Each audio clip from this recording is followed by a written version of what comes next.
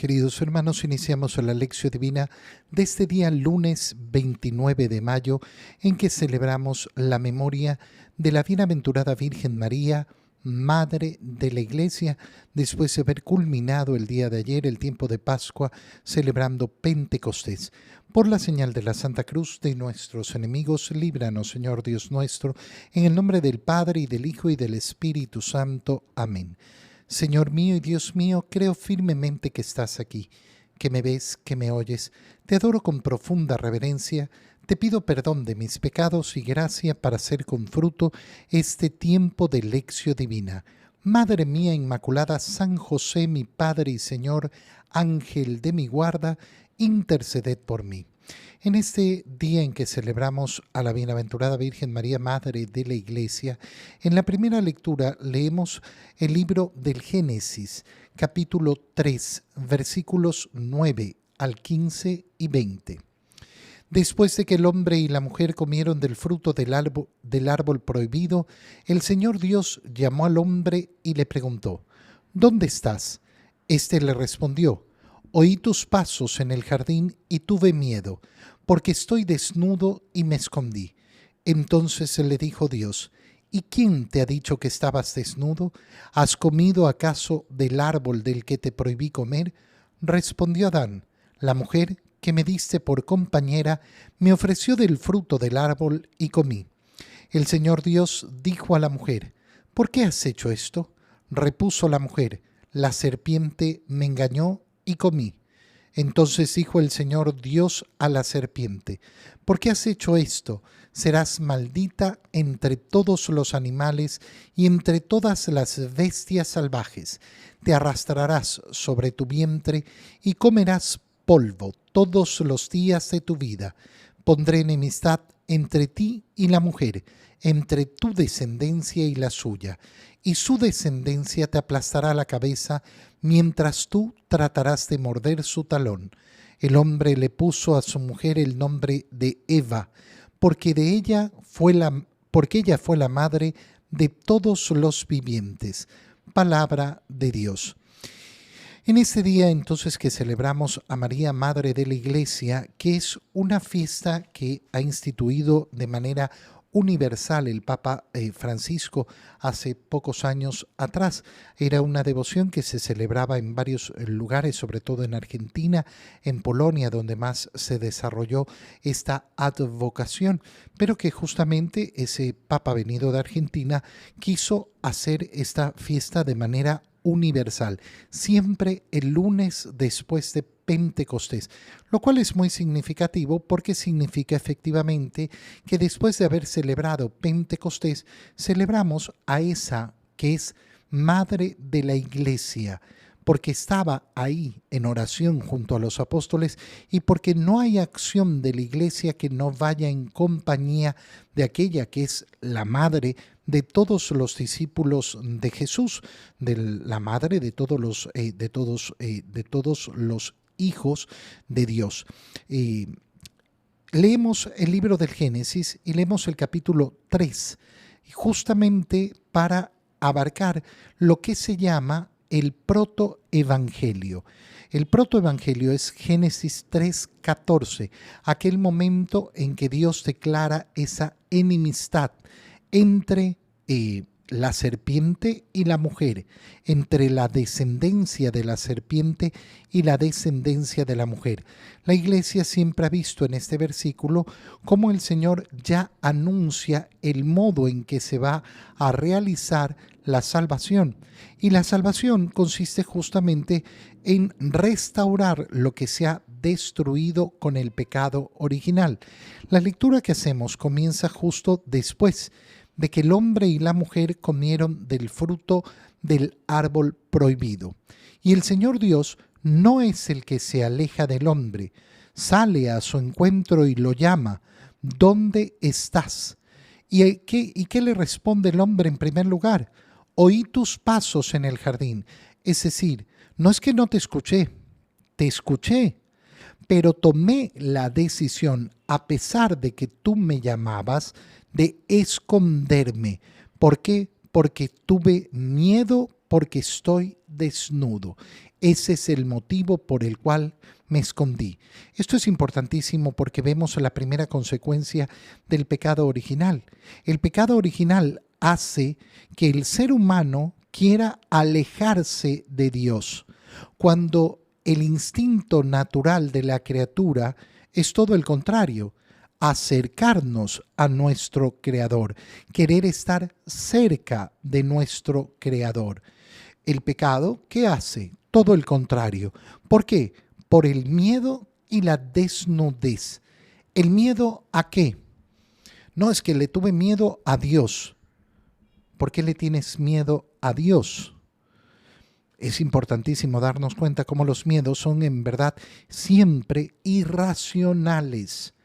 Habrá, lógicamente, una causa, pero al final del día el miedo es parte de la irracionalidad que no nos permite contemplar las realidades, que no nos permite ver de verdad. ¿Qué significa, por su lado, la desnudez? La desnudez física, sí, pero la desnudez en el libro del Génesis tiene un significado mucho más profundo que esa desnudez física. Significa haber perdido justamente esa imagen de Dios, haber perdido esa relación con Dios, quererse separar de Dios. Y separado de Dios, ¿cómo queda el hombre? Desnudo, desnudo. Por eso el camino de la salvación va a ser justamente el del revestimiento de Cristo. Entonces le dijo Dios, ¿quién te ha dicho que estabas desnudo?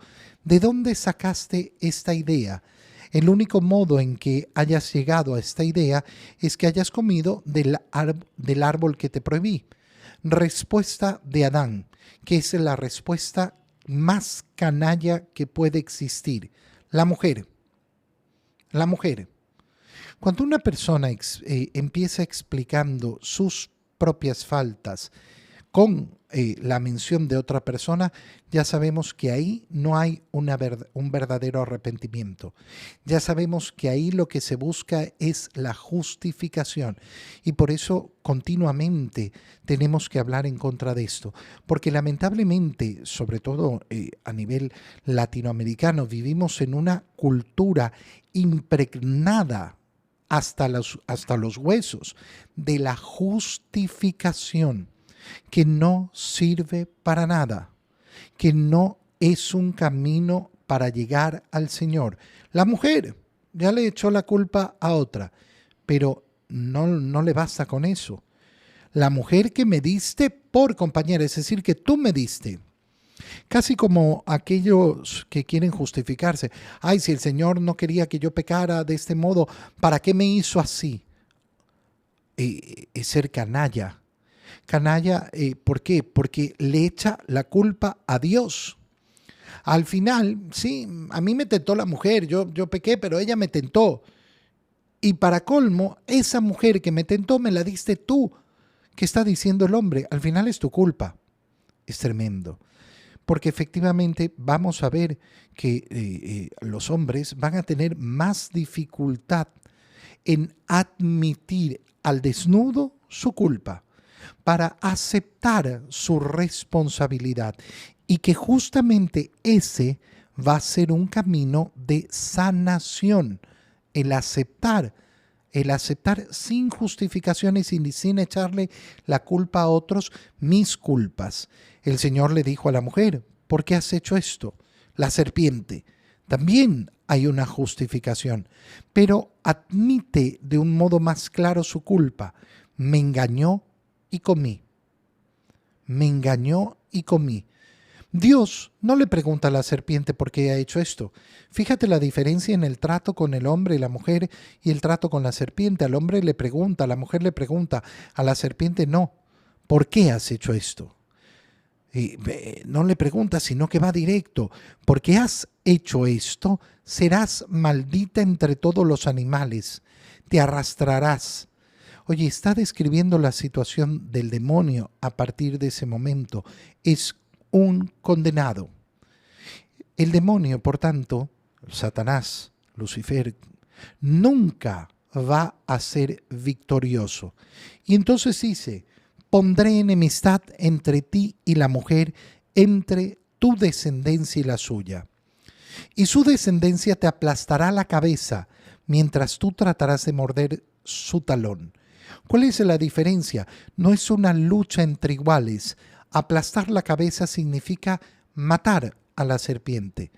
Morder el talón es herir. ¿Qué nos está diciendo el libro del Génesis? Que a partir de ese momento la serpiente podrá herir, el demonio podrá herir, pero será vencido y será vencido por un hijo de mujer.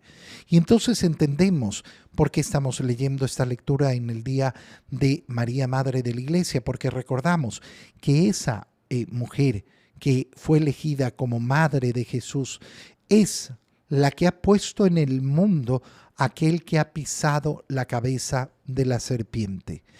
En el Evangelio, leemos el Evangelio de San Juan, capítulo 19, versículos 25 al 34. En aquel tiempo, junto a la cruz de Jesús estaban su madre, la hermana de su madre, María la de Cleofás, y María Magdalena. Al ver a su madre y junto a ella al discípulo que tanto quería, Jesús dijo a su madre: «Mujer, ahí está tu hijo». Luego dijo al discípulo: «Ahí está tu madre». Y desde entonces el discípulo se la llevó a vivir con él. Después de esto, sabiendo Jesús que todo había llegado a su término, para que se cumpliera la escritura, dijo: «Tengo sed». Había allí un jarro lleno de vinagre. Los soldados sujetaron una esponja empapada en vinagre a una caña de hisopo y se la acercaron a la boca. Jesús probó el vinagre y dijo: «Todo está cumplido», e inclinando la cabeza, entregó el espíritu. Entonces los judíos, como era el día de la preparación de la Pascua, para que los cuerpos de los ajusticiados no se quedaran en la cruz el sábado, porque aquel sábado era un día muy solemne, pidieron a Pilato que les quebraran las piernas y los quitaran de la cruz. Fueron los soldados, le quebraron las piernas a uno y luego al otro de los que habían sido crucificados con Jesús, pero al llegar a él, viendo que ya había muerto, no le quebraron las piernas, sino que uno de los soldados le traspasó el costado con una lanza e inmediatamente salió sangre y agua. Palabra del Señor. La lectura del Evangelio en esta memoria de María, Madre de la Iglesia, nos recuerda en primer lugar esa entrega que ha hecho Jesús de su madre al discípulo que él amaba. Cuando tú te topes con una persona que diga: «No, pero eso no tiene un significado más allá de lo pragmático, de lo práctico». Jesús, muriendo en la cruz, estaba preocupado de dónde iba a vivir esa mujer. Y entonces se aseguró de que alguien la cuidara porque ya se iba. Resulta que las personas que dicen esto son las mismas personas que después le atribuyen a María otros hijos. No, es que María tenía más hijos, María tenía más hijos. No entiendo, pues si María tenía más hijos, entonces ¿por qué Jesús iba a estar preocupado de conseguirle a alguien que la atendiera y que la tuviera en su cuidado? Si tenía a los otros hijos para que se ocuparan de ella. Entonces, cuando nos enfrentamos a este modo de interpretar las Escrituras, que es absurdo, porque sobre todo si uno lee el Evangelio de San Juan e interpreta el Evangelio de San Juan según lo que está escrito en el Evangelio de San Juan, cómo San Juan se ha preocupado de nunca mencionarse a sí mismo. El día sábado estábamos leyendo justamente la última parte del Evangelio de San Juan, cuando declara quién es el que escribe. El discípulo amado es el que escribe, pero a lo largo de todo el Evangelio nunca se ha identificado y nunca ha puesto su nombre. ¿Por qué? Porque ha tenido el deseo de justamente ponernos un lugar donde cada uno de nosotros se pueda insertar en el relato del Evangelio. Juan ha sido el discípulo amado. ¿Por qué? Porque la gracia de Dios hizo que pudiera estar ahí.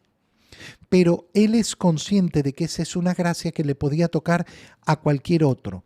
Y qué bonito es dejarnos ese espacio para que nosotros también nos coloquemos en esas escenas. ¿Quién es el discípulo amado de Jesús? Yo.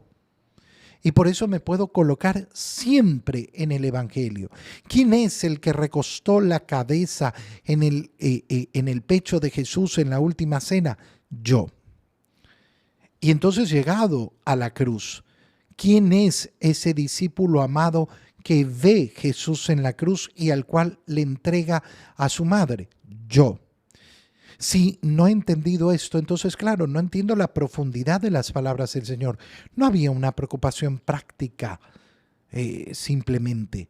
Que sí, Juan efectivamente la recibió y se acompañaron uno al otro durante los siguientes años.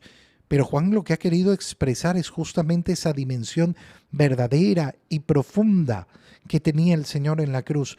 Entregar a su madre al discípulo amado. ¿Y quién es el discípulo amado? No es solo Juan el evangelista que escribe, sino que el discípulo amado somos tú y yo, cada uno de nosotros. Esta es la manera lógica de comprender estas palabras. Pero además, que no son solo dirigidas al discípulo, sino que son dirigidas a la madre. Mujer, ahí está tu hijo. ¿Por qué este modo de referirse a María? ¿Por qué no decirle mamá, madre mía, ahí está tu hijo? No, la llama mujer. ¿Por qué? Porque la identifica con Eva. La identifica con esa que hemos visto al final de la primera lectura, que fue llamada Eva porque era la madre de todos los vivientes. Pues bueno, ahora esta nueva Eva, que es mujer, va a ser la madre no solo de todos los vivientes, sino de todos los creyentes que a través de la fe caminan hacia la vida eterna. Es verdaderamente precioso entender las palabras que estamos leyendo. Después, el Evangelio nos muestra las últimas palabras y los últimos momentos de Jesús. ¿Por qué en esta celebración de María, Madre de la Iglesia, no bastaba simplemente con haber mostrado esta escena de mujer, ahí está tu hijo, hijo, ahí está tu madre? No, sigue adelante y vemos cómo el Señor dice, tengo sed, cómo le dan en una esponja empapada de vinagre para que se calme y dice, todo está cumplido, e inclinando la cabeza entregó el espíritu, el momento de la muerte del Señor. Pero inmediatamente se nos recuerda que era la Pascua. Y por eso estaban preocupados los judíos de que al día siguiente no estuvieran todavía los condenados en la cruz. Y van los judíos a pedir a Pilatos que les rompan las piernas. ¿Qué significa? Significa que la pasión en la cruz podía durar varios días. Una persona podía aguantar de un día a otro. Era un suplicio muy largo. Por eso era un modo de morir horrible, verdaderamente espantoso. Sin embargo, Jesús no aguantó mucho. ¿Por qué no aguantó mucho? Bueno, porque en primer lugar, la pasión del Señor no ha sido simplemente que lo pongan en la cruz, sino que su pasión ha sido mucho más larga. Ya en la flagelación había perdido casi todo, casi toda su fuerza y había derramado tanta sangre, no se ha alimentado, no ha tomado agua. Y entonces, lógicamente, nos enfrentamos a un cuerpo sumamente debilitado. Pilato manda que hagan efectivamente lo que pedían y que les rompieran las piernas, como lo hicieron con uno y otro de los que estaban al costado del Señor. Pero al llegar a él, ya viendo que estaba muerto, no le rompieron las piernas, sino que lo traspasaron en el costado con una lanza y salió sangre y agua. Hemos celebrado Pentecostés, el inicio de la vida de la Iglesia. Hoy celebramos a María, Madre de la Iglesia, y recordamos de dónde surge la gracia que hace viva a la Iglesia y que la hace cumplir su misión de predicar a Cristo vivo, resucitado. Del costado de Cristo De esa sangre y agua han surgido todas las gracias para la salvación de la humanidad. Te doy gracias, Dios mío, por los buenos propósitos, afectos e inspiraciones que me has comunicado en este tiempo de lección divina. Te pido ayuda para ponerlos por obra. Madre mía Inmaculada, San José, mi Padre y Señor, Ángel de mi guarda, interceded por mí. María, Madre de la Iglesia, ruega por nosotros. Queridos hermanos, reciban mi bendición en este día en el nombre del Padre, y del Hijo, y del Espíritu Santo. Amén. Un feliz día para todos.